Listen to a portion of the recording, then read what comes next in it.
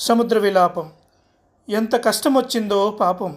సముద్రం అనాథగా విలపిస్తూనే ఉంది. దుఃఖం పొంగి పొరలి కడలి కెరటాల ఘోషగా వినిపిస్తూనే ఉంది. ఎన్నేళ్లుగా కన్నీళ్లు పెడుతుందో నీరంతా ఉప్పగా మారింది. సాటి మనిషి కష్టానికి చలించిపోయిన మనుషులలాగా అనంత దూరాల నుండి నదులు పరిగెత్తుకుంటూ వస్తున్నాయి. ఆపసోపాలు పడుతున్నాయి.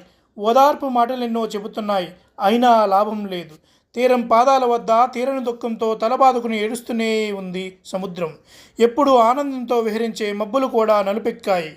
కన్నీళ్లు ఆపుకోలేక చినుకులుగా విలపిస్తున్నాయి. పాపం సూర్యుడు ఆరాటంతో రోజు అటు నుంచి అటు తిరుగుతూ సముద్రాన్ని ఓదార్చలేక అస్తమిస్తున్నాడు. చంద్రుడు బెంగతో చిక్కి సలీమవుతున్నాడు. నక్షత్రాలు బిక్కుబిక్కుమంటున్నాయి. గుండె పగిలి కొన్ని తారలు నెలరాలుతున్నాయి. ఎంత కష్టమొచ్చిందో సముద్రానికి.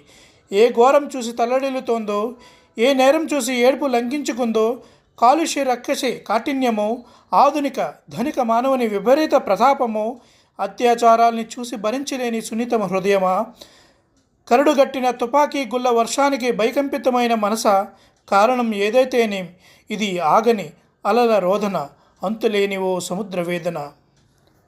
సూపర్గా రాశారు మణిబాబు.